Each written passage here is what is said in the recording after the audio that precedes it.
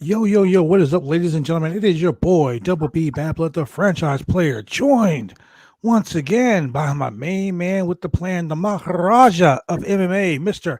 Adam, according to Woods. Adam, What's good? welcome to the Roundtable Welcome, Pro Wrestling welcome. Oh Podcast. my gosh, that was a hell of an intro. I don't know how I could do that, but I will deflate your expectations of me. That is fact. So, oh man, it's been awesome. Got to see Glenn Danzig of the Misfits and Sam Ain, and obviously Danzig sing Elvis at Hollywood Roosevelt Hotel, and then got to talk to him, Josh Barnett, and Zeta Zhang about just fucking shoot wrestling. So that's my expectation. And I know Raw, much like me, is going to fall beneath our expectations. All right, so that's how you spent your Halloween. Mm-hmm. Yep. Spent it with the Nice, family and then went with the homies to see a homie. So, nice, very nice. Um, so it's been a very interesting week. I want to start out by talking about before we get into wrestling, ladies and gentlemen, go like, click, and subscribe on bodyslam.net. Go like, click, and subscribe on the Roundtable Pro Wrestling Podcast. And shout out to my boy Chemical Julian. He's out there doing the damn thing. Celebrating, like you said last week, celebrating with his missus. yes. Yeah. So let's talk about something that's kind of out of left field. every week, every week on this podcast, we talk about WWE Raw, we talk about SmackDown, we talk about AEW, Dynamite, and Rampage, and we just shoot the shit about professional wrestling. And Mm-hmm. sometimes we talk about personal things.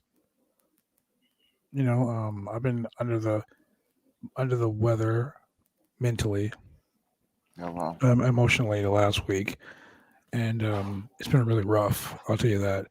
I was going to cancel tonight's show because it's been pretty rough, but I'm fighting through it, and I'm going to get through it. But there's a gentleman that we talk about on the show quite frequently. He's a WWE shill. I'm not going to lie.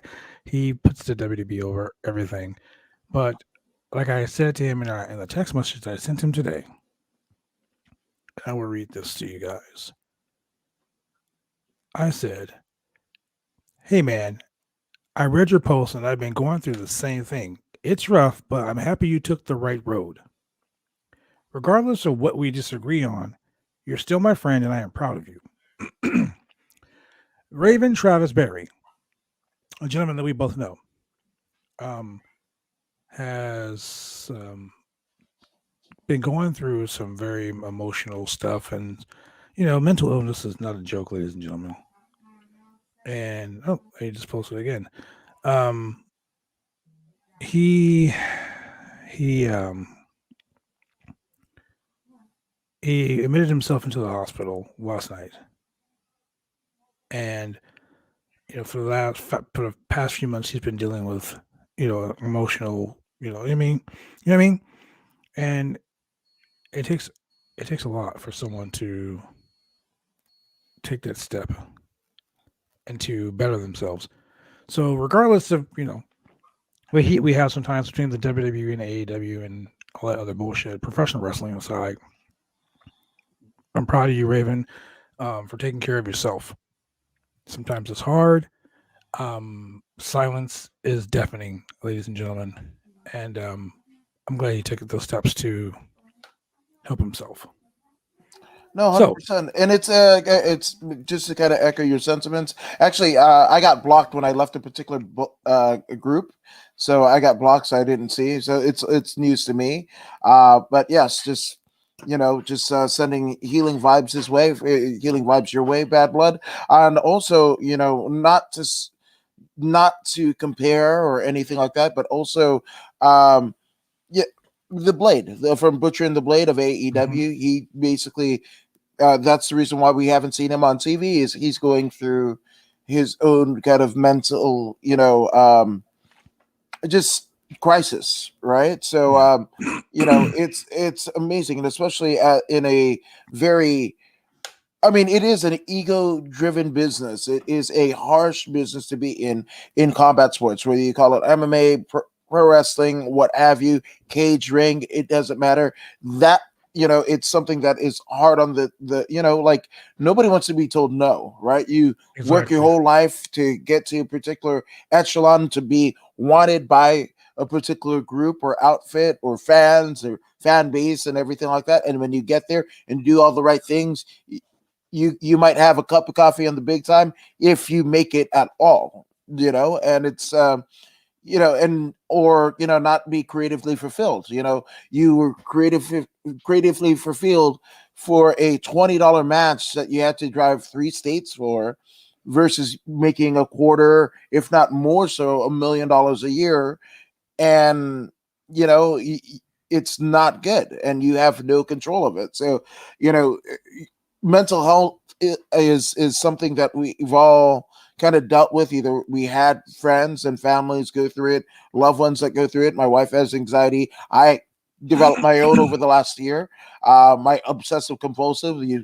There's Funko Pops behind me, 500 some odd podcasts, and that's just my own, not including the guest spots and everything like that. So we all deal with it a different way, but now more so than ever, there are services that and places you can call and groups that you can reach out to. So just try to get help and self-care, because if not, the bills, the job, all that, whatever, if you're not here, that thing just keeps on going. That's You right, got to man. take care of you. And I'll be the first to tell you guys. Um, I've dealt with it really. I've been dealing with it really bad. Um, when my mom passed away, she died on a Tuesday, and I came on the podcast that Wednesday night because the guys were like, "Hey, man, you need this. This is your anchor. This is what keeps you grounded. This is what keeps you um sane." As crazy as the word it may sound, this is what keeps you sane, and it helped. It really helped. It helped a lot, and um, I know I come to this podcast every week, ladies and gentlemen. I'm very outgoing and I'm outspoken, and when I'm wrestling, I'm very flamboyant and I'm out there. But realistically, I'm gonna give you guys a real fucking peek behind the curtain. Mm. Great Wizard of Oz type of shit right here. I'm really a private person, and I'm not so much the character you see on TV, and not so much the character you see on this podcast every week, and not so much the character you see in the ring. Um, I'm a very introverted person, and I tell my daughter this, and I don't know why I'm sharing this on the podcast tonight, but fuck it, why not? I told my daughter this one time. She had a play that she was doing, and my daughter was like, "Dad, I have a fear of public speaking." And I told her, "So you want to hear something really really cool?" She said, "What's that?" So do I. And she's like, "Well, that's impossible. I see you wrestling in front of thousands of people all the time, and you're on the radio, you're on TV, and you're you have no idea how nervous I get before every podcast. How nervous I get. I literally, when my music will start playing during a wrestling event, my music will hit, and I will fucking run to the bathroom and piss every time. 29 years. Think about it. That's 52 shows a year. If I wrestle every week, sometimes I wrestle twice a week, sometimes 3 times a week. But let's just say 52 times 29 years. That's a lot of fucking matches. In every one of those matches, I ran to the bathroom to go piss. Fuck, man. Yeah. Every time. No, and it does it. And Sting had similar deals, and still to this day, he's like, the minute that you don't get goosebumps, or get nervous, that's when you hang up the boots, But in terms of man, I'm about to go through my own. Like, my mom died December. Well, I mean, they found her succumbed to brain aneurysm December 2nd, but they basically did tests and everything, and then he finally declared her dead on December 4th, 2013. And then my dad 3 years prior, on Christmas morning, no less, passes away of a massive heart attack. So, like, from I'd say my nephew's birthday is the day before Halloween, right? From October 30th to I'd say January 7th. Actually, I would say, yeah, January 9th, actually, because that's my dad's birthday. I just want to hit the Falcon fast forward, button. So, no, I'm never going to denote and say I know exactly what you're going through, but I've been through something similar. So again, just everybody that's going through it and what have you, and the courage that you, just like Cheryl said, the courage that you have to disclose that, because again, yes, 100%, I agree with. Cheryl's a good sister, so There's that's so many stigmas around it too. Like, oh man, you're not a man if you fucking can talk about that, or yeah, you're weak if you can. No, that's not fucking true, ladies and gentlemen. It's not. And, it takes a lot to step forward and talk about stuff like this because of things like that. You got people, and then like cyberbullying. You got people getting bullied on like Twitter, getting bullied on Facebook and shit like that because they're opening up and they're saying something. I may not agree with Raven's theoreticals, theoretical fucking conversation when it comes to professional wrestling, but as a person, he's a good guy, and I'm, like I said, I'm proud of him for coming out and talking about this, because man, that's fucking serious, and kudos to him for being able to do that, and it gave me the courage to confront myself today. Like I came home from work early, I just sat in my shower, just sat and stared at the wall for like a fucking hour, and I know I was having an anxiety attack, and I finally just said, you know what, I'm gonna get my ass out of here, I'm gonna get dressed, and I went for a drive, and then I came back home, and I'm like, I'm gonna go watch fucking Raw, then I'm gonna go on the show, and me and Adam are gonna tear Raw apart like we do all the time, and I'm gonna feel a little better about it. And then I said, Ashley Rose Nova's coming on tonight. Oh, that's a good sister too, man. Yeah, she's gonna drop some knowledge about her website and stuff and the things that she's going through. And we're gonna talk about Raw, and we're gonna put the best spin forward on it. We're like, fuck it, we're done. Have a good day. Exactly. Well, that also, for me, I've loved, pro wrestling for so long. I mean, I discovered it when I was 2, right? So I know as a human being, I know my parents and pro wrestling, right?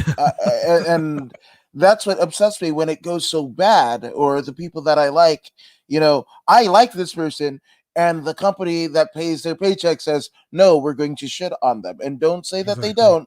And imagine being a Shinsuke Nakamura where you're getting over, or a Bobby Roode where you're getting over on your theme song alone, and and what ends up happening? Oh, we're gonna cut the theme song so people can't sing along. We're gonna give you different, and then also to see all of your friends get released over the last year, and it's just nuts, But that's why have been crazy. I'll tell you that they have been out of fucking mind, crazy, man. Yeah, but that's what upsets me. Oh, that's why, like, I grew up with Bret Hart, and you give me Roman Reigns.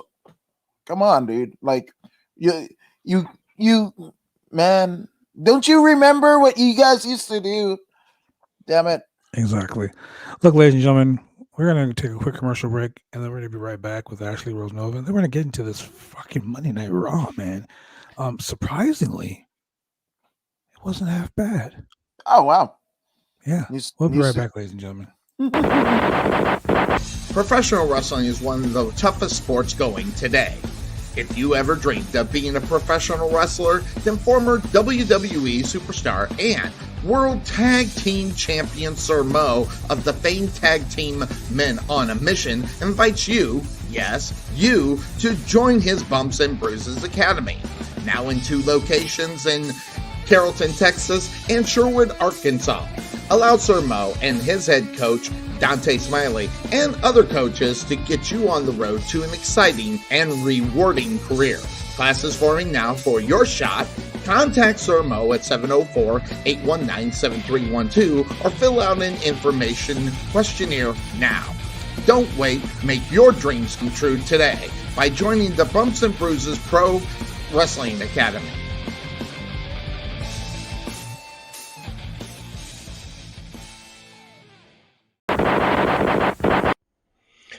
Hi, this is James Beard with SWE Fury, and you're watching the Roundtable Pro Wrestling Podcast.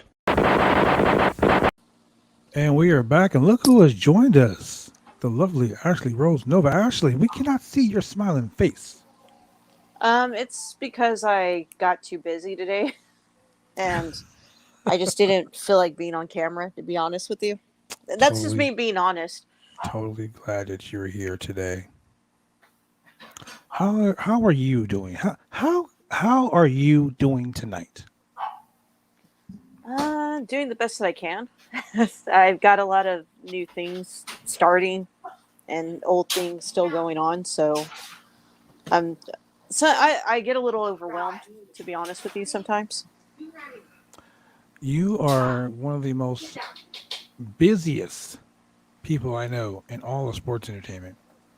Like every time I talk to you quite frequently, and every time I look up, I see something. It's like something new you're doing. It's like, God damn, does she sleep?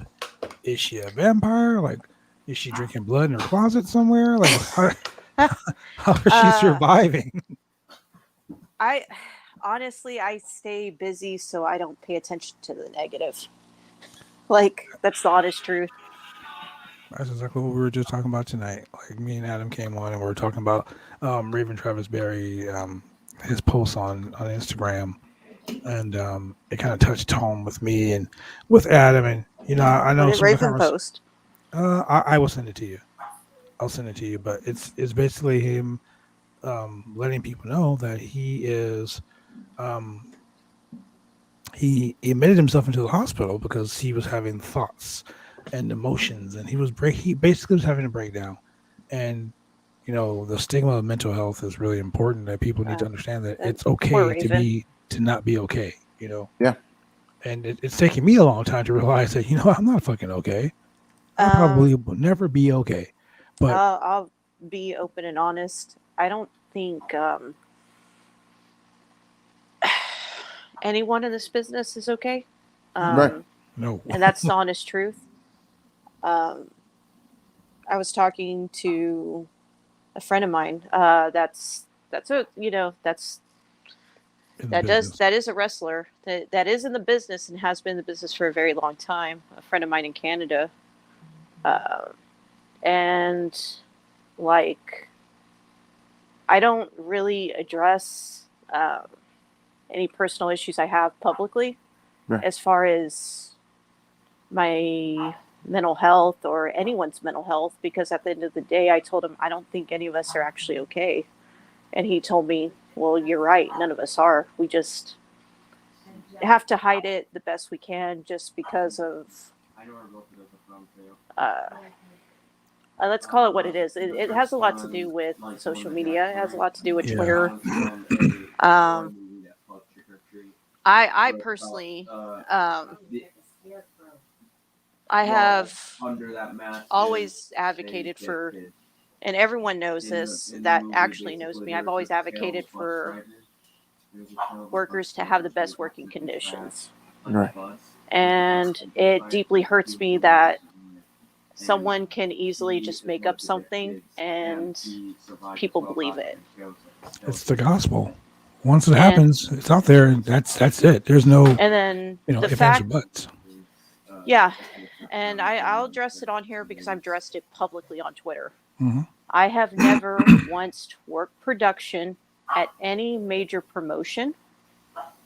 I have never held a training seminar because I am not a pro wrestler. Everyone knows this. I am a writer. So and then I stated, and I did say it like this, and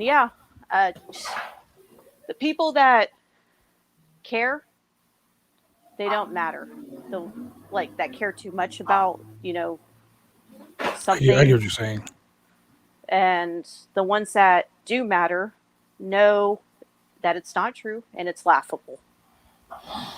I am a writer. I am a editorial writer. I'm a columnist.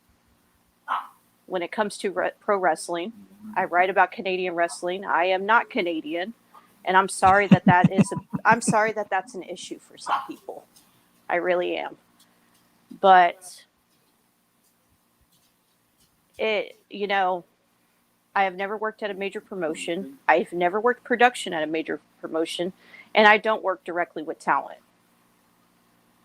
I want to make that very clear because I've said that, and I flat out said this is the reason why Vince McMahon thinks pro wrestling fans are stupid because of your actions. Yeah, that's deep. I know what we're talking. I know what you're talking about. So, that's a serious situation. And like I was saying earlier, it's something that something that I want to address in public on the podcast because hey, this is my platform and I get to do it. You know what I'm saying? And there's no one that can tell me that I can't do it. So, ladies and gentlemen, it is okay to not be okay. And if you feel that you're not okay, go talk to somebody. I mean, I know I'm the biggest proponent for someone saying you should go talk to somebody. You should go talk to someone. Yeah, absolutely. Go talk to someone. And like I said, I don't think any of us are actually okay, and social media has a lot to do with it. Whether you think we don't see it or hear it because of how big of a following is, how active our mentions are, just know we do see it. A friend of mine, he's dealt with it for a long time, and it's very sad. I also feel like people's personal lives in this industry is not anyone's public business either. Yep. I tend to keep my public life, my private life off of the internet, ladies and gentlemen. My professional wrestling life and my public appearance, I'm a public figure. Let's just call it what it is. My public life is out there for everyone to see. My personal life, you will never know my personal life. Sorry to be that guy, but that's just the truth, ladies and gentlemen. And I try to keep a safe distance, and that's why I'm always busy too, because I'm too busy to know a lot of things or notice a lot of things. Put it this way: if you unfollow me, I ain't gonna notice. I'll be honest with you, I ain't gonna notice, but I am very thankful for the people that brought, that to my attention. I felt like I had to make a small statement, which was, if you truly believe that and think that I've worked with talent, like worked in production somewhere, or I work for a major promotion, then clearly you don't know me and you're an idiot. Thank you. True statement. I do shows, like, I'm on podcast. I'm on shows. I'm on podcast. It's something I deal with. Hell, even when I had less than 1,000 followers, maybe 2,000 followers, I still dealt with things publicly. Like, and that's why I say the shit you say about me, or anyone says about me, it ain't nothing new, sweetheart. People have been calling me all kinds of shit since I first started writing pro wrestling. I'll tell you this: Yokozuna once told me this. About 3 years into the business, I was really salty about a lot of shit, and I used to take things really personally. And Yoko pulled me to the side. He says, "Listen here, brother. Be it good press or bad press, they're still talking about you. Exactly. People are going to come to see just how horrible you are, and when they see how good you are, that person that told them that you were horrible is going to look like a fucking idiot." So I literally based my career, the first 10 years of my career, off shutting people up. Oh, you're 175 pounds. You'll never make it in this industry. 29 years later, I've made history and held belts longer than any man in the history of those championships. You're also ranked in PWI. You have been for years. Several times, ladies and gentlemen. I mean, it's crazy. You know what I'm saying? But the point is this. Monday Night Raw, ladies and gentlemen. Can you fucking believe it, Ashley? Adam, can you believe it? It was pretty fucking decent. Yeah, I mean, I saw some people complaining, and you know what? That's normal. They're going to complain about the Raw, but I thought I was very happy with the women's match. I really thought that Becky and Bianca delivered very well. I will tell you this: that match was parts of the match looked like they were rushed. Parts of the match were perfect. And I will say this right now: if you, the fans, didn't buy Bianca Belair as a fucking star tonight, Becky just made her. So if you didn't think she was a star, Becky just made her tonight. Look, this match started out. They were trading some hella slaps. Oh my god, they were slapping the shit out of each other. Um, Belair hit a handspring moonsault for a 2 count, like right off the gate, man. Um, just a bunch of near falls. Like there was like 7 or 8 near falls. Yeah. Like in like the first like 2 minutes of the match. I was like, oh my god, they are really going at it.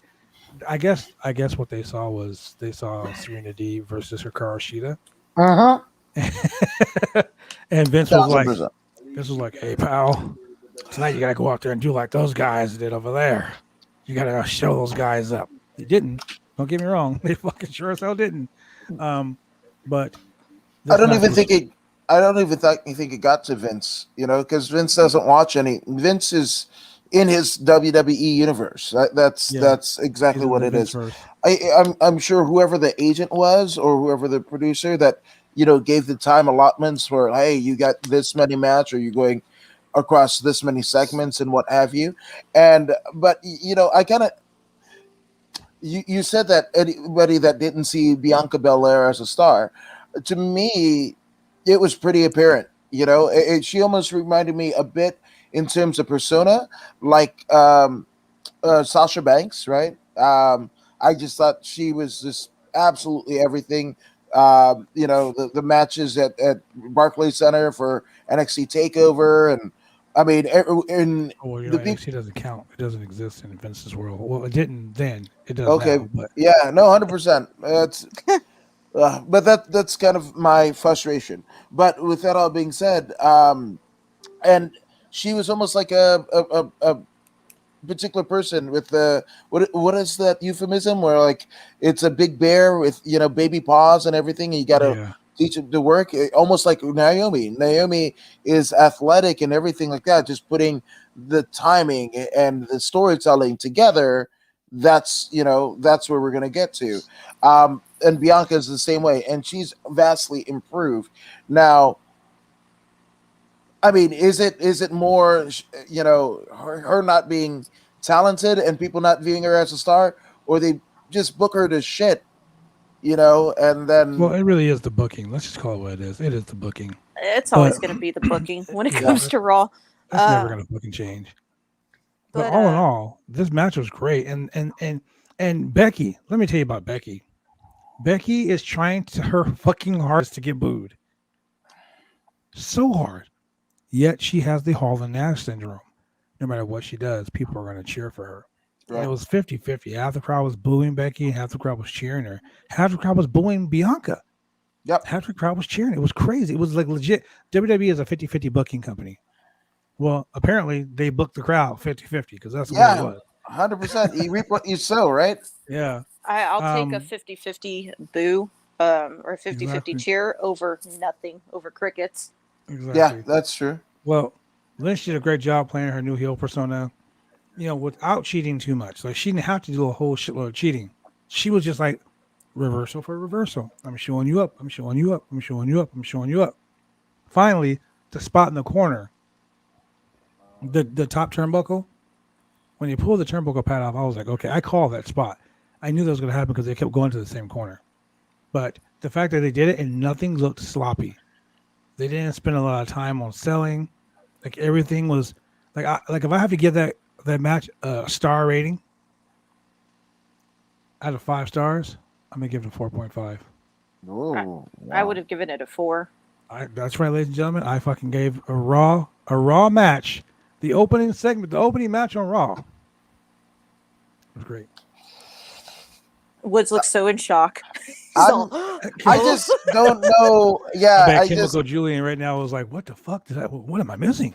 No, I mean, it's just weeks in a row. The WWE is just not my cup of tea. They've said that I'm not in their target demo. Once I passed their target demo, 20 some odd years ago, right? Quarter of a Well, century ago. you're not 40. You're not 65 years old. That's her demo right now. So Well, yeah, so I'm just, I don't know, but I don't know it's what her hard, deal and is. this has no bearing on the performers, right? Mhm. Yeah, I don't think, but it's hard for me to hear because for me, I mean, I loved WWF at an era where most people have said it was down. The Brett and the Shawn and Razor, getting beat by 1, 2, 3 or Oh, when Lightning it was Kid. wrestling Yeah, absolutely. before it When it became was You sports know, entertainment. wrestling. yeah, 100%. That's the that's the problem. Uh, You see, Adam. Here, I figured Adam out. You know what? I've known you for a long ass time, Adam, and I've finally figured you out, That I like ladies. people getting dumped on their heads. Ladies and gentlemen, this is a shock. Adam Woods is a wrestling fan. Yeah. What the fuck? Who Ding, ding, are ding. you? Who are Oh, are you? you? winner, winner, chicken dinner. I'm You're a just saying. wrestling fan? We're all Oh my wrestling god! fans.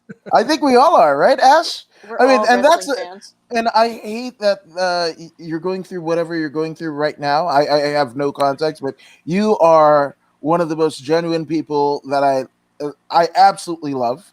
And at a time where not a lot of love is being given, I love Ashley Rose Nova. I love the franchise player Bad Blood. You guys are some of the most genuine people in my fucking life. I'm glad, and you know, My it sucks that you guys are going through it, and uh, just let me know. Like I'm here. it's the business, like there's just days where I'm like, I just got to find a way to cope with it, and my way of coping with shit is just staying busy. But I am grateful that I have more people that love me that hate me. Mhm. So there's that, and people act like. Let me say it. Let me say it. Well, I'll just say it how I'm gonna say it. People act like they're fucking saints, like they ain't never done nothing wrong, 10 points. not once. And I'm sorry. It may. I'm sorry that we're human. People out there act like they ain't Iron Anderson over here pulling like Glocks on people. Glocks, Ooh, Jesus Christ. Glocks. Glock Anderson in the house, ladies and gentlemen. Oh man. Hey, it is what it is. But at the end of the day, I'm grateful for all the opportunities I've had in this industry. I'm grateful that people still call me. So clearly, I'm still in demand Mhm. as much as, uh, and if to address some things, Woods, if you didn't hear, apparently I'm a wrestler, and they hope I never get booked. What the fuck? Okay. I mean, they must not have looked too far down your profile, but again, it's not you in all of the things that you're busy with and succeeding with, especially as a And female in the industry. it's an inner issue, and I understand where it comes from. I understand where it stems from, and I try to be as compassionate and nice as I can because I've I've been ugly. And I can be rude. And I I did my best to learn from saying, mean shit to people. Yeah. And I started taking account of how people feel. And I also take an account and try to understand that a lot of people that do that, I read their stuff because Yeah. I'm genuinely curious, and I genuinely feel bad for their lives Yeah. because I understand that they may have no one in this world. Hmm. They may have never experienced anything positive in their life, Absolutely. and they may not have their own dreams and their own goals, or the courage and the bravery to put themselves out there to accomplish whatever dream they may have. And I'm sorry, like people like, unfortunately that's how the world is. But like I said, I understand where it comes from.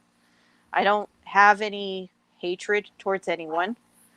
um i I understand where people say things in general and they're upset. As far as my personal life, that's a completely different story. And you And know that's what we're talking about. That's what I'm saying. Like people like professional wrestlers, it is what it is, ladies and gentlemen. Yeah, I'm gonna give I see people telling Charlotte that she needs to leave, and I'm like, why do you want Charlotte to leave? She's She's got that nuclear heat, like, why do you want her like to someone leave? else we know. um, so check it out. And also, like, just to address that, not all of us get along. Right. Yeah, that's true. And I mean, talent, workers, and in this business, a lot of us don't get along. A lot. And it may surprise you. And I'm sorry that if y'all want to live in y'all's fantasy world where people just get along, it doesn't happen. I'll be honest with you. We just kind of shovel through it. We get our jobs done and we move on, if we have to see that person or anyone in general. Oh, that's the truth. I want to give a quick shout out to my boys at MJK Public Relations. They're a public relations firm for filmmakers, producers, companies, pro wrestlers, including Ring of Honor. Yes, and that's yes. that's who I usually go through when I want in Ring of Honor interviews. So shout out to MJK Public Relations, man. Just want to give them a quick shout because they've been on my mind lately. It's with everything going on at ROH. With the Ring of Honor thing. Yeah. Shout out to my girl Kate Hensler. She's probably watching right now, laughing at us because Monday nights are usually her therapy night when she comes on the Roundtable to vent about the Monday Night Raw. So she will be on the podcast next Wednesday night. She will join. No, not next Monday night. She will join us on the Roundtable. I'm sorry I had to get real with people there, but I just had to let y'all know. a lot of us don't get along, and that's the fact. No, and I'm glad that this is a safe space. I mean, you're two good brothers here. I'm honored that you chose this forum to speak your piece, and that you're not shy and you're not backing down. You're addressing the elephant in the room head on. And again, you're awesome. But that I think you're awesome anyway. Hey, my simple fact is, you don't like me, you don't got to follow me, you don't got to work with me. I've got plenty of people that want to work with me. Mm-hmm. And simple as that. You don't like my stuff, just don't read it. But guess what? There are 3 other people that are going to read it. And at the end of the day, my articles aren't clickbait, and I know my value, my worth. I was recognized as an SPJ for professional wrestling, for Canadian wrestling. And my articles are for the talent to have something to remember their career by. Right. At the end of the day, it's not for people that just want to hear whatever rumor is there or whatever spoiler. You got plenty of people doing that and love doing it and make a living off of it. I don't, and still don't accept money for writing a editorial about talent, company, wrestling history. I don't accept any money. So just remember that you're not hurting my wallet if you're not reading my article. Because at the end of the day, it's for whoever I wrote it for. Yep, that's it. That is it. Now, as crazy as that may sound, Monday Night Raw fucking was actually good. Yeah. I can't believe it. Back to Raw. I can't believe it. Like I'm sitting here thinking to myself, Raw was really good.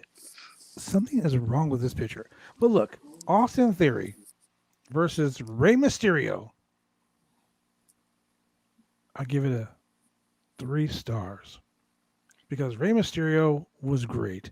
Austin Theory with that roll through dropkick he does, fucking awesome. I'm stealing it. I'm going to do that on Saturday. But the fact that Dominic, his ill-timed punch, the referee didn't see it. The referee's back was turned. Dom punched him when he was in the 619 position, and Ray got disqualified. Yep. And if you realize, and I'm gonna play devil's advocate here. Okay. Dominic shouldn't have did it because he was horrible at doing it. But the referee, the WWE made sure when Kevin Dunn's 500 camera cuts, they showed one picture, like Austin Theory does the whole snapping a selfie, whatever gimmick, the Prince Pretty, what's his name, Tyler Breeze, Tyler Breeze, gimmick. yeah. Yeah, he's doing the Tyler Breeze gimmick without the selfie stick, and he takes the picture, and he takes the picture last. They showed a picture of like Jeff Hardy, then they showed a picture last week of the referee. It just so happens it's the same referee. Oh. Mm-hmm. So is that a shenanigans right there, or is They're that in some it together. shenanigans? I feel They're in it together because look, the referee's back was turned, and Dominic hit him, and the referee turned around and goes, "Hey, what are you doing?" Like, motherfucker, what do you think he's doing? He's standing at ringside. I mean, he punched him, yeah, but he did it. I agree. It's a 3-star match to me too. Yeah, but why don't you let those guys go, man? I almost feel like I'm Julian Lane, right? In the Ultimate Fighter. Let me bang, bro. Let me bang, bro, and crying.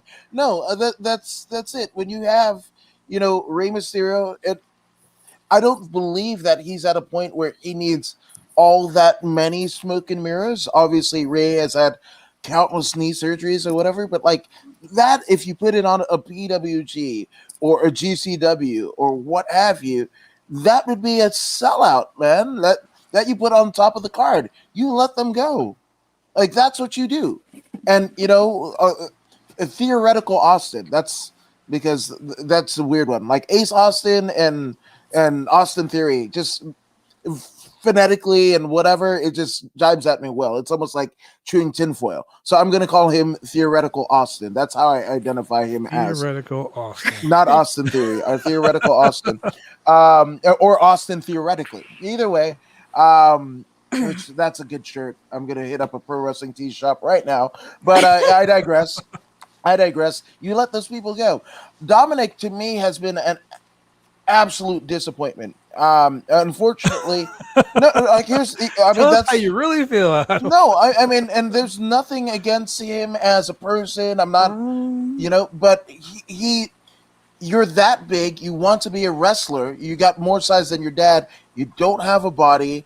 Your oh my gosh, character work is not there. Explain. Tell other people how you feel. Right? Yeah, that's how you feel all over. And because you've said you wanted to do this since you were like 16, and how many polished wrestlers that got future endeavored, right? And then you kept you on, right? I mean, at some point, even with Rey Mysterio as his dad, I kind of view him almost of the same in-ring potential as Cain Velasquez. Adam. I mean, you can disagree. You guys can disagree. I mean, I'm not gonna agree, but I'm not gonna disagree with you. I'm going to politely. I'm going to say this in a polite way because I am polite. Absolutely. I try to be instead of being like angry and mad. Like I was like back in the day, like 6 years ago. He needs a lot of work, and that's what I'm going to politely say because he needs his own Adam identity. And Ashley, you know what this fucking hour is? You know what this hour is? It's the shooting hour because you guys just pull your fucking guns out and just blazing. No. I don't pull guns out because in this country in which I live, someone like me will never be a patriot. So the Second Amendment doesn't work for. So, and I grew up in Inglewood. So no, I'm not a shooter. No. I'm good. Bro, I'm Mexican. I'm already suspicious everywhere. Well, fuck both you guys because I'm Canadian. So what does that say? Canada. No, never. That you're incredibly nice. Shit, that is true. You know what? That is so fucking right, man. Look, you are so nice, even though you are the bad guy, and we root for the bad guy. All the time. No, me and the franchise will be there on Twitter, rooting for the bad guy. I want the bad guy to win. We were probably both rooting when Facebook shut down for like a couple hours. Going good. Let me tell you. I'm gonna tell you how much a heel I am. This is how much of a heel I am. remember in fucking Infinity War when Thanos was like, and everybody fucking dusted? I You stood were up in the rooting theater. for I was like, Thanos. fuck yes. people looked at me like, what the fuck is wrong with this guy? And I'm like, finally the bad guy won. Oh And I was my like, god. then I turned around to this guy behind him. I'm like, and now he can rest. No.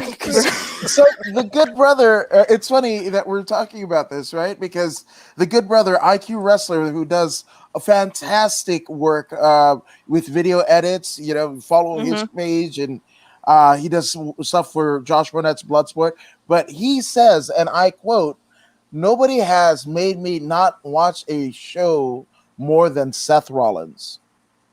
Oh my God. That Look, was 53 minutes ago, and Oh, he's boy. in Australia. I gotta say this about Seth Rollins. Dude's clothes. Psh. On point. On point. If Those you clothes want I'm to are be a douchebag fresh. asshole, that like last week he was That wearing is something somebody's. I would wear He was just to wearing upset someone's. people. Exactly. He was wearing someone's like dinner cloth, like bed sheets or some shit. He was wearing someone's drapes 2 weeks ago. You said that. You say that, right? We just had UFC on If Fight Jared Island. Leto was a Oh, God. wrestler and he had a gimmick, that's who That would Seth be it. Rollins reminds me That would of be now. it. Spot on, Ash. Spot And on. I was like, I'm all for this. I'm waiting for Seth to be like, we're gonna start the cult of Rollins this Bro, week. I would join. I will fucking join up. I will be like, let me get my velour. We're going to burn it tracksuit, down. right? Let me get my velour Oh, tracksuit, that- tracksuit, my fucking UGG boots, my pumpkin spice latte. Yeah, I'll get it in. I'm telling you, I'm waiting for him. That's the next thing I'm waiting for is for him to be like, this is the cult of Rollins again, but Oh this my is the God. reboot. The We're gonna They burn had it it. down. They had it though. He's They the had it with visionary. the Monday Night Messiah. That was some Yeah. of his best work. Yeah, I mean, but this would be different. This would be I imagine a bunch of people that he would have, a bunch of people that are in NXT, working in the back wearing white robes. Oh I my would God, just that say, would be you so know what? crazy. Have their baby come out as. I mean, why not? Why not? Oh If you're my gonna do God. that, and have Becky kind of be like Dark Journey or Big Woman time or Bex whatever. right there. Big time Like if you Bex. want to get in heat, let's see how far we can go. Like But yeah. I'm That's just what I saying. thought of. I'm like, this is if Jared Leto had a gimmick here. I like it. That's spot on. That's Speaking why of horrible you're gimmicks, so good. That's why you're so good, Ash. Speaking of horrible gimmicks, tonight we had. Bearcat Brown, I don't know how to say this. Bearcat Right. No, thank God he wasn't on the show. Tonight we had a backstage confrontation with Rhea Ripley and Nikki ASH. Nikki, almost a superhero, ASH. Nikki Ash. That's Julian's favorite wrestler. Superhero in training. They almost a superhero. They were confronted by Carmella and Queen Zelina. Now Carmella's walking around, and once again, she's walking around and she's looking all Carmella.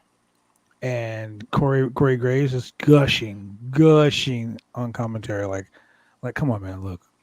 It's almost like Denise Salcedo. Every episode on, I said it. Every episode on she's like, my fiance. We know he's your fiance. We get it. It's okay. But they have to let the casual viewer know. Oh, I had a run-in with her on Saturday, and it's not nice. At the MMA show? Yeah, no, She did backstage commentary? She's.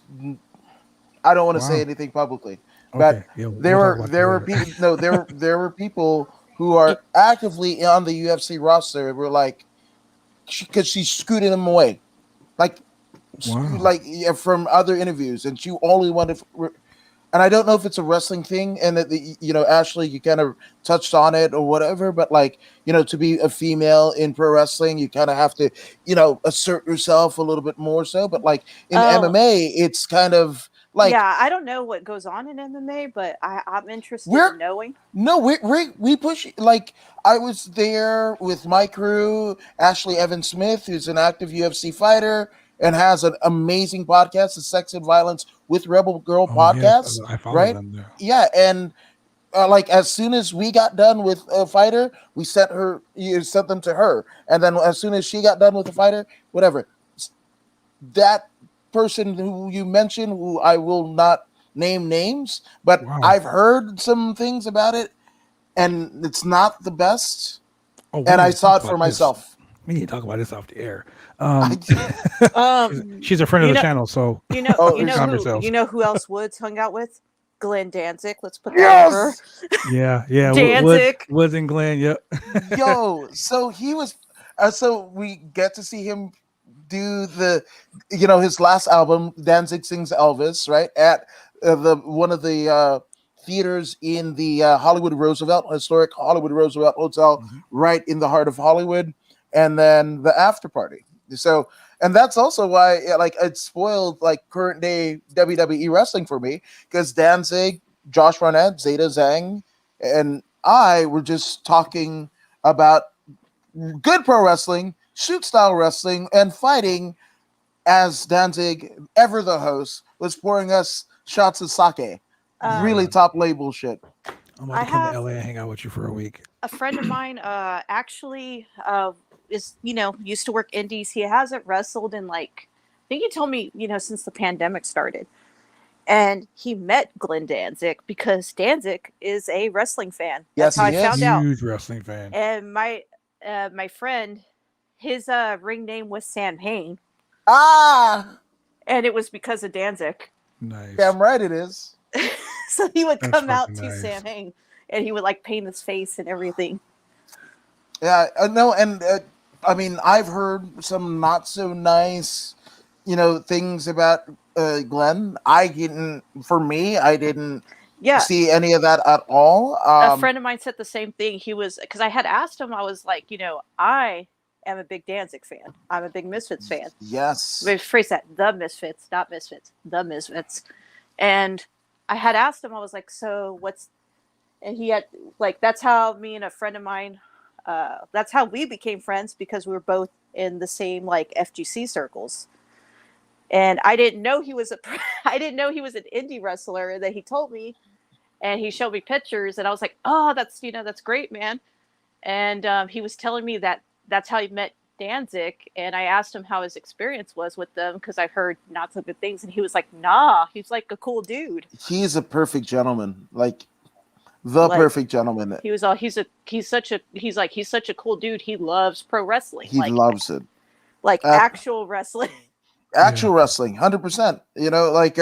I mean, the first time I met him, I guess I just paid a ticket because I want to support my friends, and like half of the card of Bloodsweat was, has been on my podcast. They're friends of mine, which is awesome to say.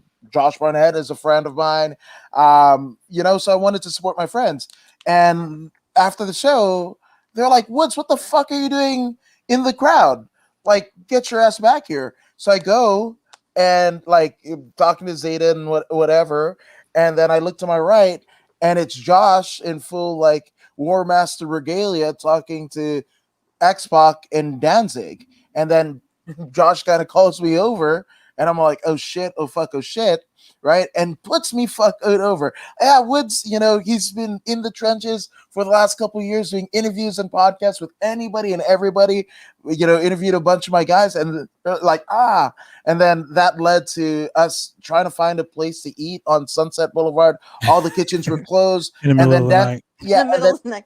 yes, and then Danzig goes, I know a place, the Rainbow Room, or not the Rainbow Room, but the Rainbow Bar and Grill. They'll never shut us down. And we go from East Hollywood to West Hollywood. That was the first time I'd ever been to the legendary Rainbow Bar and Grill, where Lemmy Kilmister held court at this video poker deal gimmick at the end of the table.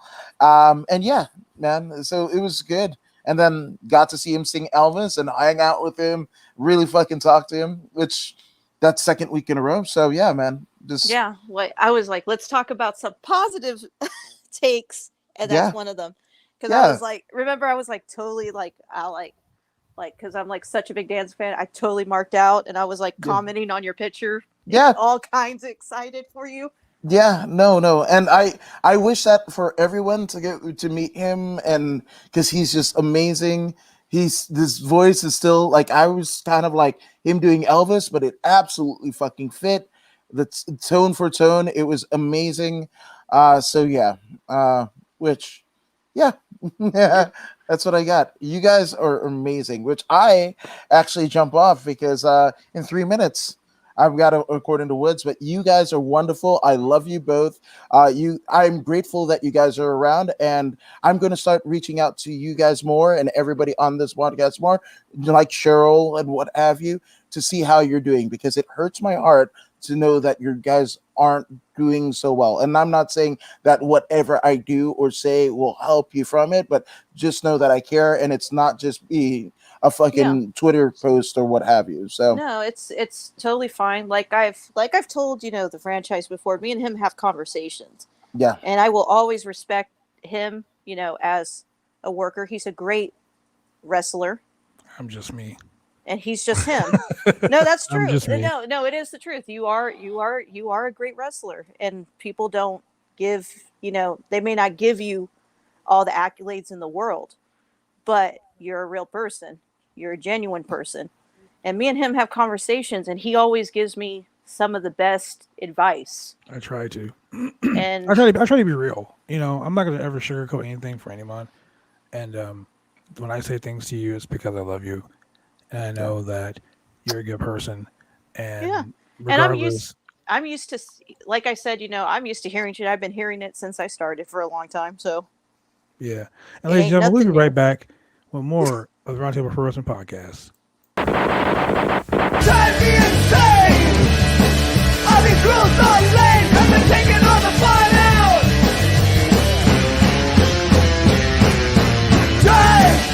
Drive me insane! All these rules are lame, cause they're taking all the fun out!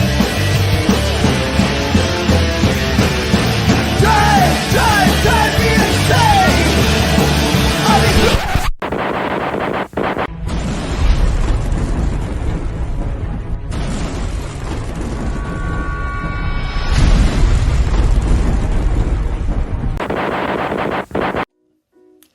When you want to get your hair cut, you go get your hair cut right. You head down to Big D's Barbershop. Big D's Barbershop, Vancouver, Washington's best and brightest.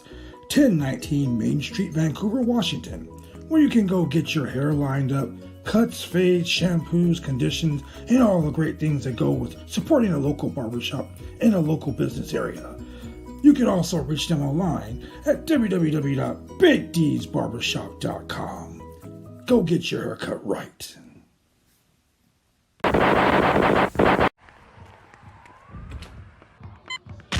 These are more than just the sounds of a safe place to go after school. These are the sounds of interest being ignited and of mentors making an impact. At Boys and Girls Clubs, we don't do just one thing. We do whatever it takes to meet the needs of every kid who comes through those doors. Because whatever it takes is what it takes to build great futures. Great futures start here.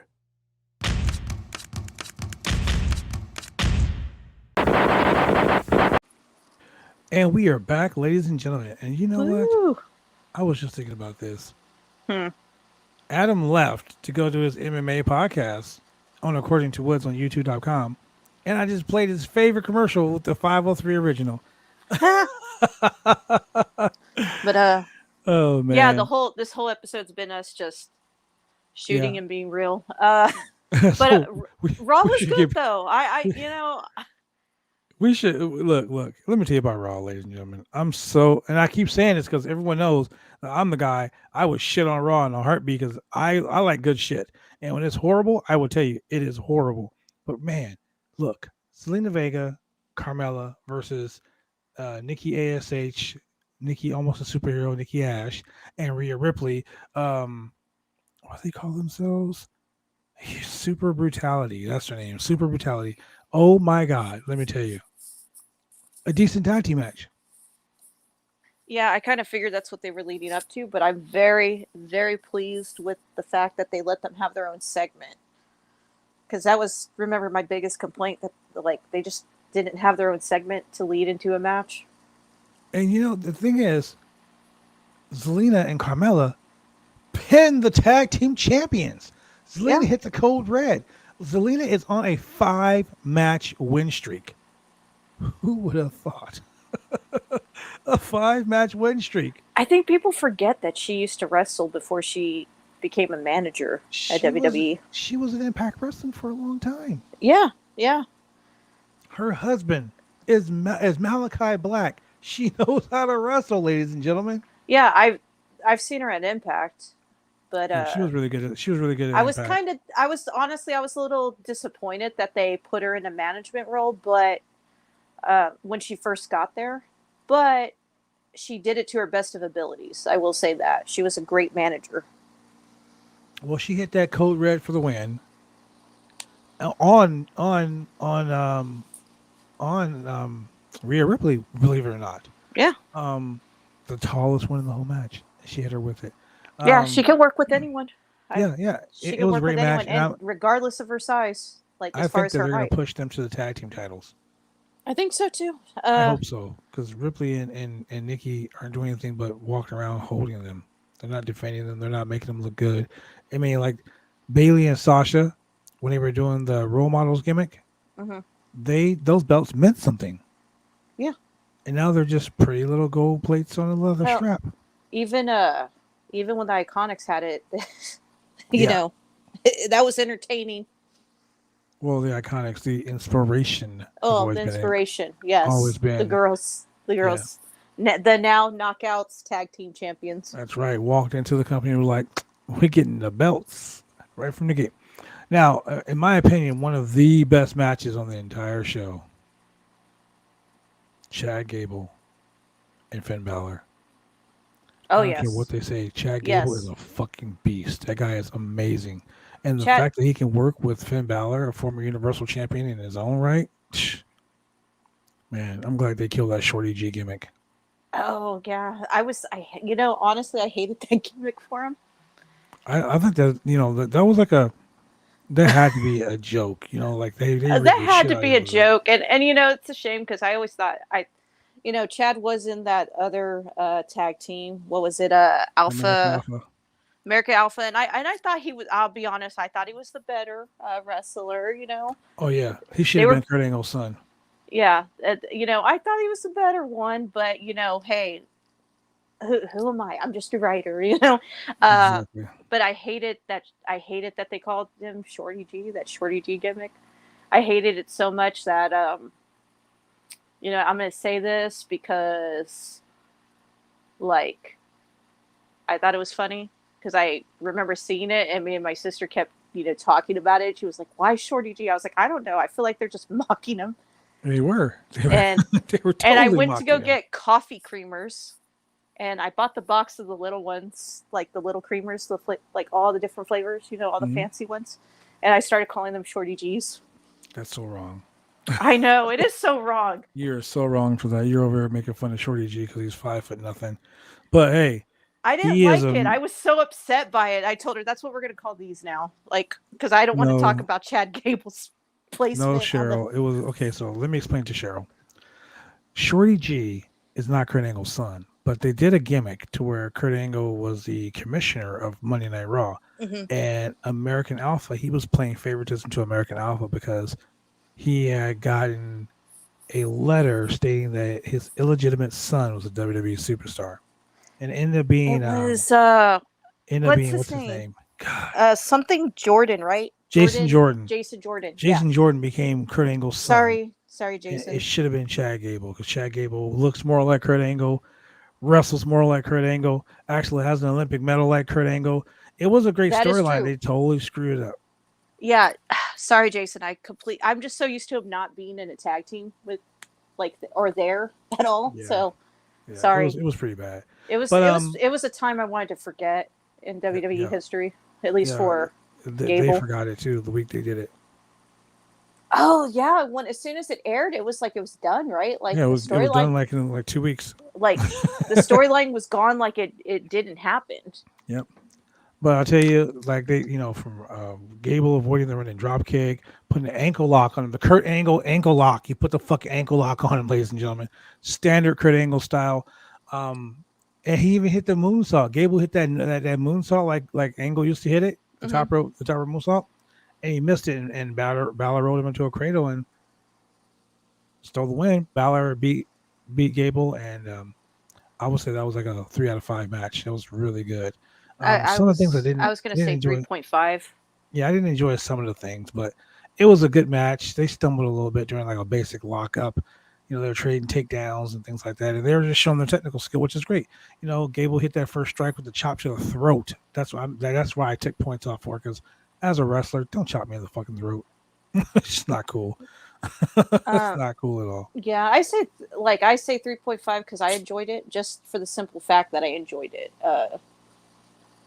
You know, and I always like seeing like Gable like actually get an opportunity to work like a solo match. It was great because Otis had no involvement in the match or the outcome. Yeah. You know, it was like to me that was a change of pace. That was the first match on the show in a long time I've seen had a completely clean finish. Yeah, it did. No shenanigans, no roll ups, no outside interference, no lights go off, turn back on, someone's in the ring, none of that fucking hocus pocus bullshit. It was just an actual good, enjoyable match. So backstage earlier, we get Robert Roode and Dolph Ziggler, and they confront Riddle. And of course, you know, they joke. But the funniest line for me was Matt Riddle said something to them, and they looked at Riddle and they said, "You know what?" And Dolph Ziggler said, "Because we want." And then Bobby Roode looked over and goes, "The smoke." And they walked out, and Riddle was like, "I didn't know dogs smoke, bro." It's nothing stupid. I'm like, this fucking idiot. But we had Ziggler and Roode versus the Street Profits. Great match. Randy Orton came down to the ring. Randy Orton came down to the ring with Riddle, and they did commentary. The match was going crazy. I mean, Ziggler hit that.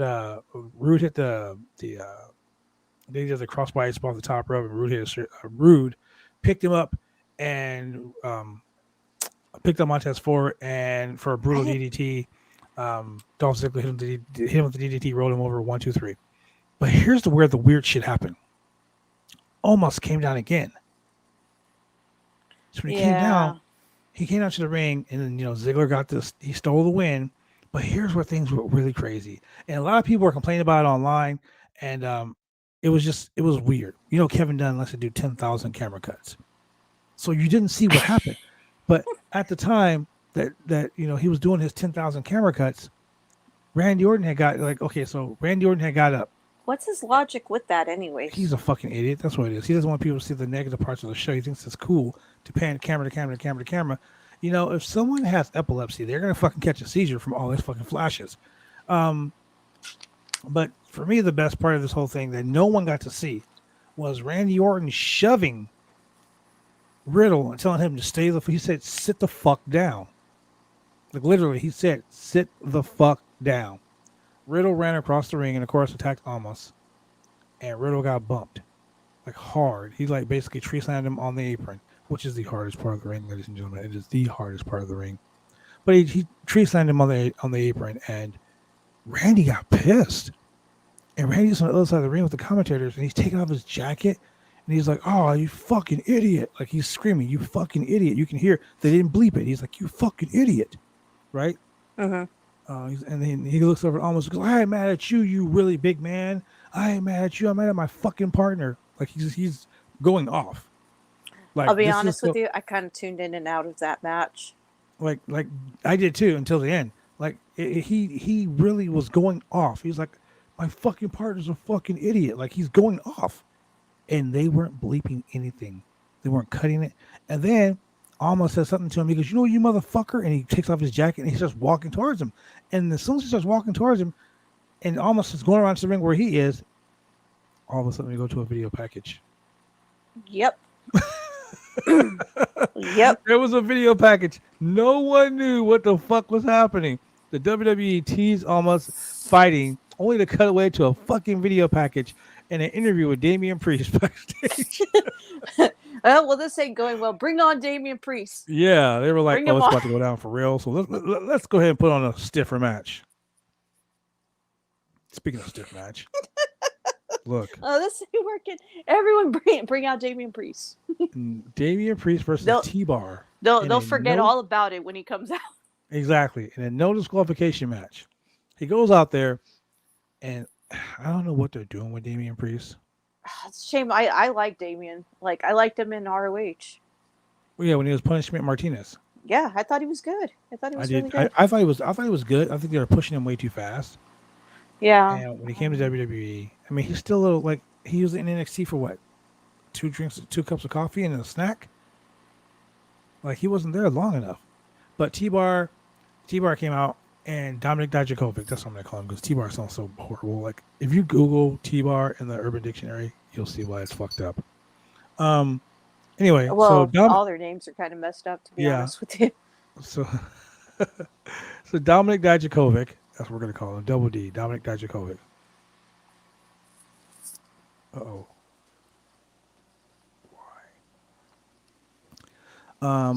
Anyway, sorry, someone sent me a message and it says they're over something. I'm like, oh, why? So T-Bar, Over? yeah, they're over something. They over Over no, WWE? Over no, Monday no, Night Raw? no, Over. no. So something personal. Okay. So basically, they beat the shit out of each other. Dominic Dijakovic was not fucking around this week. Mm-mm. He tried to power bomb. Man, it was crazy. Oh shit. Sorry. Oh my god. Oh man, you ever send somebody something that you weren't supposed to send them? Yeah, Yeah, sometimes. that's the situation that's happening right now. Anyway, so the Archer of Infamy got nailed with a kick to the face, and Dominic Dijakovic fucking just beat the shit out of Priest for a long time. Hit him with a Samoan drop in the middle, off the middle rope to send us to commercial. Came back from commercial, he pulled out some kendo sticks and beat the shit out of Damian Priest's ribs. But then Damian Priest freaked out, got crazy. Chokeslam T-Bar. I'm sorry, Dominic Dijakovic threw the table from the apron, grabbed his opponent, hit his finisher to secure the win. So here's the thing that really made me laugh.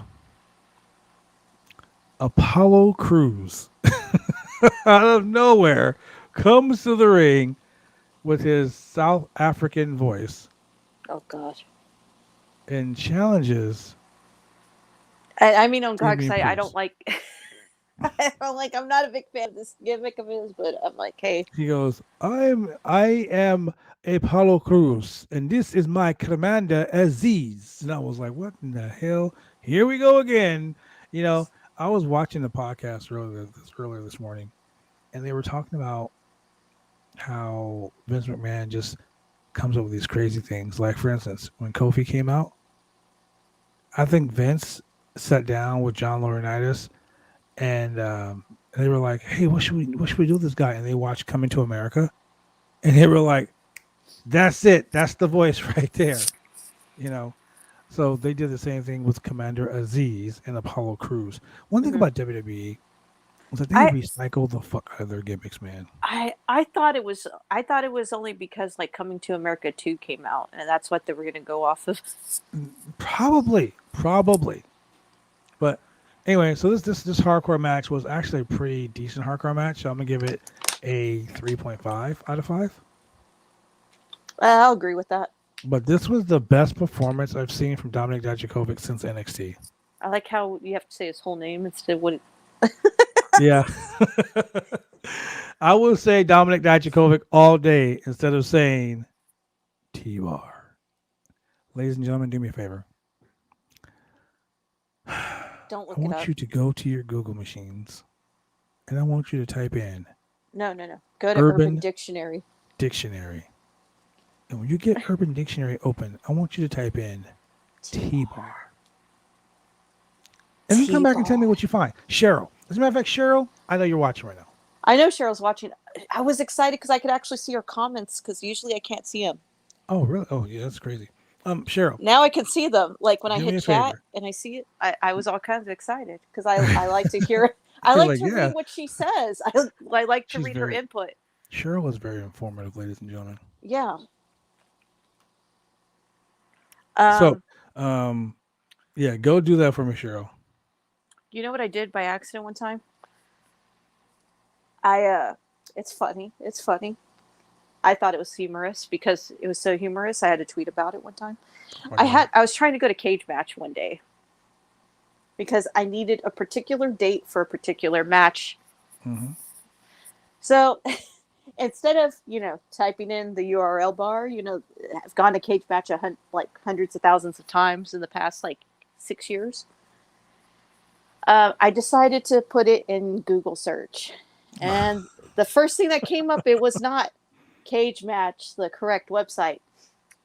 You want to know what it was? I'm going to tell you what it was. It was some adult entertainment shit, wasn't it? No, it wasn't. It wasn't. It was an entire website dedicated to watching every Nicolas Cage movie. Oh my God. It was called Cage Match. Nicolas Cage is such a horrible actor that he can't even play Nicolas Cage. Okay. That's what it was an entire website dedicated to watching nothing but Nicolas Cage movies and ranking them. Oh my God. You don't believe me? Go look it up. No, I'm not gonna ruin my night by looking up Nicolas Cage shit. Okay. Cheryl. What did Cheryl have? In ... Sorry. Cheryl. So, did you find what T-bar meant? If you do, Cheryl, if you find it, copy and paste it into the chats. I'm dying to see what you find. Oh, so we'll go on to the next match. Now, this match was set up earlier in the night. Seth Rollins is such a fucking goof, I swear to God. Rollins comes out. And Rollins goes up to Kevin Owens and he's like, "Listen here, bro. Check it out. If you go out there and you wrestle Big E, I'm gonna come out there and I'm gonna watch your back and you scratch my back, I scratch yours. I win the championship, then I'll just when I win a championship, you can be the first challenger." And Kevin Owens was like, "Really? Me? You would do that for me?" Oh boy. Yeah, well, no. I see the chat icon loaded. Did Cheryl? A sex toy used. So, a T-bar. Vince McMahon and his illustrious comedic self named people in retribution after sex toys, sex acts, and things like that. He dressed up carrying a cross like a BDSM sex toy. Think about that, ladies and gentlemen. This is what your kids are watching. I mean, hey, who am I to judge Vince McMahon and his interesting sex life? Okay, True statement. Who am I to judge that man? Hey, true statement. I'm not gonna. I hold no judgments against that man when it comes to that sort of thing. Maybe these were things that maybe this is something he heard of. Maybe he didn't know. Maybe he didn't know what that was, and he was like, didn't know what the pineapple meant either. But anyway, he didn't know what it was. Then he found out, and he was like, "Let's use the shit out of it." He's like, "Let's use the shit out of it." Then she said, "Sorry, my copy isn't working." That's all right. We know what it is. A sex toy used in BDSM. That right there is what a T-bar is. Most common part. Pat told him shit. Okay, so with that being said, the main event was it was a non-title match, a championship contenders match, as they like to call it. It was Kevin Owens, KO, Fight Sting Fight, versus Big E. Now, in the words of Big E, this was two big men slapping meat. I don't know how to say that without feeling dirty. But it's too big. He knows what he's saying. He knows what he's saying. Yeah, he knows. I know. He knows. Like that one time he was talking about Becky Lynch's mom. I like Becky. I love Biggie. Biggie is the funniest dude. I'm so glad he's a WWE champion. He makes watching Raw funny. I was like, I love Biggie. Look, he's my favorite member of the New Day. Biggie says Big meaty man slapping meat. That's all Big E wants out of his WWE career. He just wants to have big meaty man slapping meat. I don't know how this became an X-rated show, but whenever Big E's around and there's two big dudes fighting, it's always about big meaty men slapping meat. Anyway, so during this match, two big meaty men slapped a bunch of meat. KO. I'm sorry. Will you stop? It's because I can't I could hear him. concentrate. I could Were hear you him in his laughing? voice. I could hear him mentally saying that. I do. That's why I keep saying it, because I hear it. Okay. Two let's big rate the meaty men match. slapping Let's rate meat. it. This is the Roundtable Pro Wrestling Podcast, brought to you live on BodySlam.net after dark, ladies and gentlemen. It's where we talk about Big E Langston. Big E. Oh, Cassidy will be fine with it. Cassidy will be fine. The WWE champion faces Kevin Owens. Fight always or fight forever. Fight Sting fight in a match where two big meaty men were slapping meat for a good 10 minutes. It's Wow. your show, and I'm Wow. sure Cassidy will be fine. I gotta go wash my mouth out with soap now because what I just said. Anyway, it was a really good match. Rollins mocked the New Day's accomplishment, and then Big E got pissed off. So when Big E went out to the ring, him and which is weird because the champ came out first, and Kevin Owens came out. They got into it. It was great. Brawl over the fucking building. KO hit that running splash and cannonball in the corner. Big E barely kicked out after a huge senton. Okay, he fucking hit him with a good senton. At one point, Big E used to be in the big guy. He used to be in the big meaty man that slaps the meat. Sorry. Wow. So Big E slams Kevin Owens on the apron, which is the hardest part of the ring, ladies and gentlemen. I have to keep reminding people. Because the WWE will tell you that like 100 times in the match. That's the hardest part of the ring. Gotcha. Yes, it is. We get it. It's like, never mind. Body slams him on the apron, and Big E goes to run, does his big splash, and KO moves out of the way. So Big E hits that fucking the hardest part of the ring. And, Big E, it was crazy. They fought all over the ring. It was crazy. Big E finally hits the big ending, which he should change the name of the big ending to the Big Meaty Man. That would be an awesome finishing name for him. The BMMSM. The BMMSM. Big Meaty Man slapping meat. The BMMSM. That's like BDSM, but BMMSM. It's a play on words. Big We're gonna see shirts. Big meaty man slapping meat.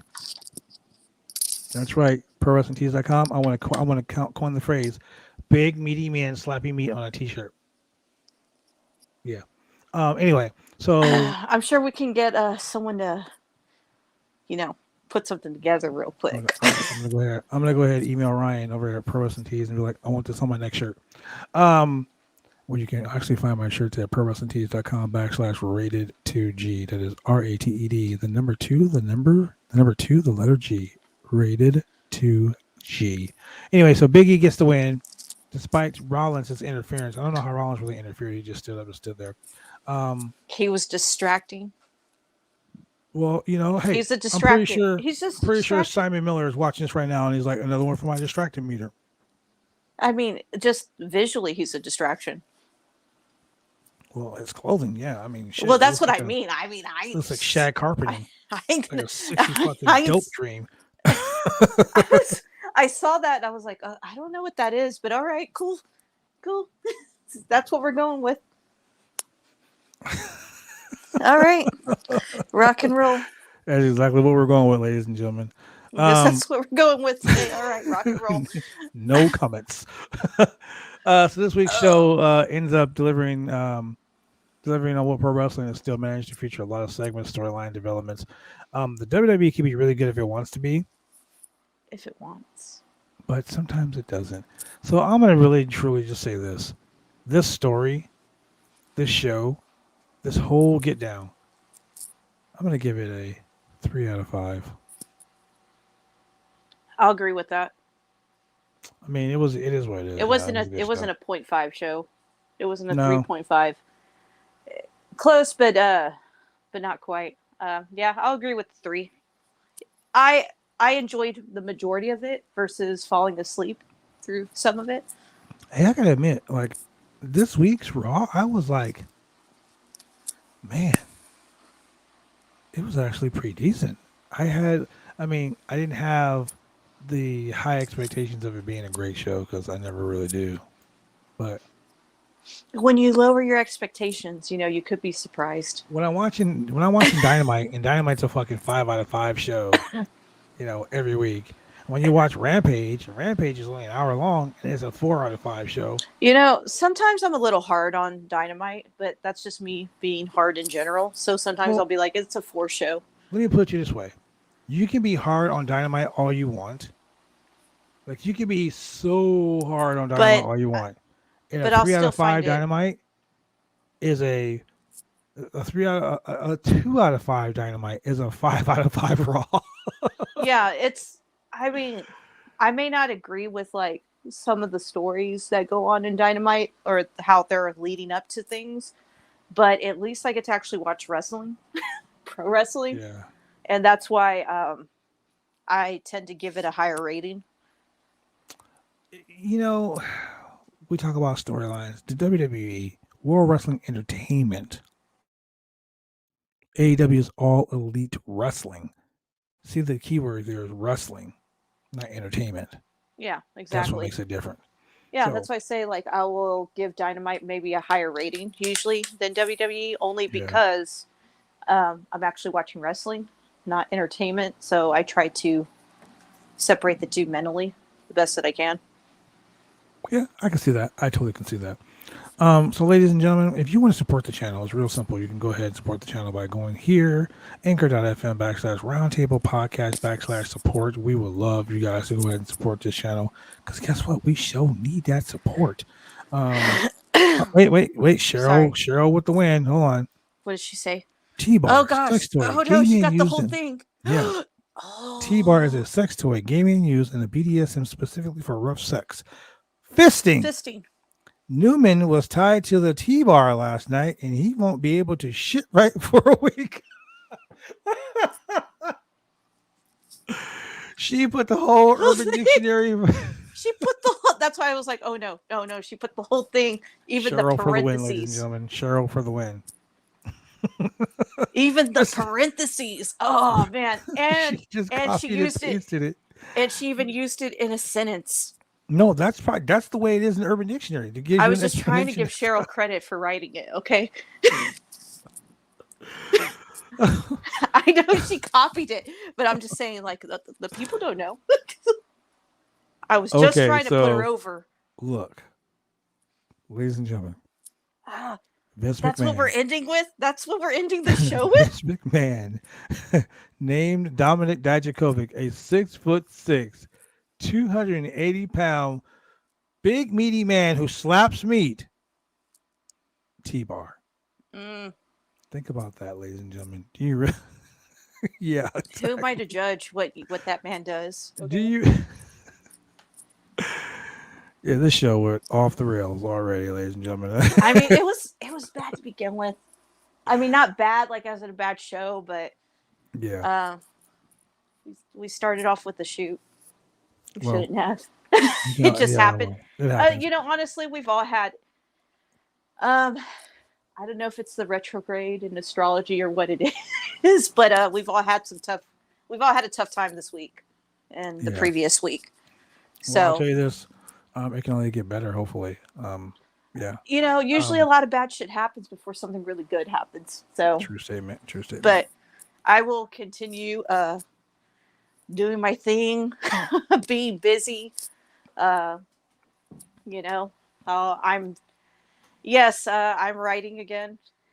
Let's dig into that real quick. Give me 1 second. Let's cover this real quick. Xfinity. You can watch our show, ladies and gentlemen. Xfinity Central Lake TV in the Portland area, Wednesday night 9:30, channel 11. Xfinity Central Lake TV on Monday nights 10 p.m. on channel 22 and Xfinity channel 8002. This is usually what Julian does. Tuesday nights at 9:30, channel 23 on Xfinity TV and on CenturyLink TV at 8003. Ladies and gentlemen, if you want to support the podcast, and if you want to listen to this podcast while you're driving around your car, you got your girlfriend to the side, you got your boyfriend to the side, you got your T-bar in the back. I don't care. You're driving around, you listen to it on Google. Poor guy, he's such a decent wrestler too. Exactly. You can listen to us on Google Podcasts, Apple, Spotify, Pandora, Amazon Music, iHeartRadio, and all other major podcast platforms. His whole wrestling career is going to be known as T-Bar. You know what really sucks, though? I'm just going to say this right now. It really sucks. Tomek Dijakovic is such a great wrestler. He must have really pissed somebody off in the back for them to name him T-Bar. If you want to buy some cool-ass shit, ladies and gentlemen, go to this website right here, www.503originals.com. That is www.503originals.com. Hats, t-shirts, beanies, hoodies, all that cool shit. If you like to drink cold beers, they got cozies and everything. Look, go buy the gear. www.503originals.com. Tell them more of the franchise sent you. And for more great things that you ever want to know about professional wrestling, you can always check out bodyslam.net for all your wrestling news needs. And that right there is www.bodyslam.net. That is www.bodyslam.net. And that is for all your wrestling news needs. Ashley. What's up? Where are you writing for? Tell us where you're writing for, where they can pick up all your cool shit. Well, I'm at twm.news in the UK still. So I'm there. I'm at Culture Plus Entertainment still. And of course, you can go to my website, rose-nova, exactly like it's written there, .com. And click articles. That'll have a link that'll lead to all my articles from different websites. The only ones you will not see on there is from my first year, which was with myfantasysports.com, because they closed. They became, they closed a while back, and then they became a satellite radio show. Oh. But that's where my first year articles are. And then I moved to bodyslam.net. And I'm thankful for Cassidy still keeping my work up after all these years. After all these years, your work is still there. I am special. Yeah, I'm. I hear what, Cassidy, he sometimes needs that room, and, he sometimes has to move stuff. So I'm very grateful that my work is still there. And even though I don't work for bodyslam.net, I'm still very much thankful and grateful for Cassidy for giving me that opportunity when I wanted to excel to a higher platform. And that is high praise for the king, the head honcho, the man, the guru, the PIMP of bodyslam.net. That's right, your boy Cassidy Hayes. Go find him on Twitter and tell him that your boy the franchise did a damn good job on the podcast tonight. You should go ahead and be like, hey, Cassidy, check it out. Oh, God. The Roundtable podcast. He's gonna be like, there it goes again. There it goes. Ladies and gentlemen. Look, but he's kept my best work up. Your best work. Yeah, like my best work. All your work is your best work. Yeah, but my best work that I did over there, as far as editorials, he kept the good stuff up. Look, here's the deal. Self gratification is a thing today. Apparently, with T-Bar in the backseat. Jesus. Hey! If he pissed off someone, he doesn't strike me as a guy that cares. He's on TV. Paid. He's getting paid. He has no shits. I just got a message from someone that said, I could have told you what a T-Bar was. Oh, God damn it. The people in my life, man. Anyway, you want to follow your boy Cass on Twitter. Follow him at CASSHOOOLE.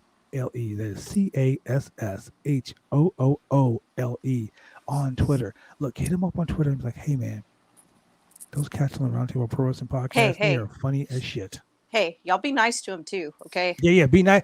That man does a lot of shit in his life. Y'all be fucking nice to him. A whole lot. That man works harder than a Jamaican. But yeah, no, he's kept my best editorials up. Go check it out on YouTube. There's this thing with Cassidy. Cassidy is fucking crazy, ladies and gentlemen. Let me tell you why he's crazy. Cassidy is going around to local wrestling events. Oh God, the chopping. Getting chopped for your pleasure on YouTube.com. Look, go to bodyslam.net on YouTube, where you're probably watching this show right now, and look for Cassidy Takes Chops from Pro Wrestlers. Cassidy is on episode. Let me see what episode he's on. Watch it play it. Watch it play. What? Oh, it's playing in my ear. It's playing in my ear. He is in episode 5, and he is taking these chops from all types of wrestlers. John Oliver, a GCW Game Changer wrestling star. John Oliver. He's also a former CZW Wired champion. Ugh. I'm saying that because that must have been painful. Yes, Cassidy takes a chop. He takes it. I'm going to watch the video after we're done here. He takes a chop from John Oliver, and Cassidy is fucking crazy, ladies and gentlemen. He likes getting chopped. I get paid to take chops. I don't like taking chops. So, with that being said, go follow him, ladies and gentlemen. I don't even want one. Dude, it's so funny. Go follow Cassidy, ladies and gentlemen, on Twitter. He has all the episodes linked to his bio. Cassidy Takes Chop. It is on the bodyslam.net YouTube channel. Go like, click, and subscribe on that. As a matter of fact, I'm going to like it right now. Go like, click, and subscribe on that right now. Find us here on YouTube. You can find us also at the Roundtable Pro Wrestling Podcast on Twitter. You can find us at the Roundtable Pro Wrestling Podcast on YouTube. You can find us at bodyslam.net on YouTube. Go like, click, and subscribe, ladies and gentlemen. This has been your boy, The Franchise. And your girl, Ashley Rosenova. Yep. And Woods. It has been our pleasure. Oh, yeah, got to give a shout out to the Maharaja of MMA, your boy Adam Woods, Adam According to Woods. Go check him out on Twitter right now, ladies and gentlemen. Adam According to Woods. Yeah. Look. But yeah. It's been a crazy show, Ashley. Yeah, it has. Go see some of my old articles on bodyslam.net. Go see my strong style article, my kayfabe article. Go check it out. Go check out her shit, ladies and gentlemen. Yeah. If not, it's in my link in my website. But like I said, some of my, at least he kept my good work up. None of that. None of that filler. All stuff. your work is your good work. None of that filler result stuff. None of that filler result stuff. I like that. But remember, all your work is your good work. Yeah. Even though I don't work for the platform anymore, but I'm still here on the show every now and then. Well, you know you're always welcome on the show. You just can't get rid of me. You know you're always welcome on the show. You can come here anytime you want to vent your shit. Yeah. Well, all of our shit's crazy shit. Yeah, it's about that time. we're all a little fucking crazy. With that being said, ladies and gentlemen, thank you for joining us here on another exciting edition of the Monday Night Mayhem on the Roundtable Pro Wrestling Podcast, and we are out. Shout out! Wait. Go ahead. You forgot to shout out Cheryl for giving us that definition. Oh yeah, the show. Shout out to Cheryl for the T-bar. Okay, now we're done. You know what? I'm going to go ahead and put that up there right before we leave. Just one more time. Cheryl, boom, there you go right there. Yeah, that's right. Cheryl's now we can leave. Have a good night, ladies and gentlemen. Bye.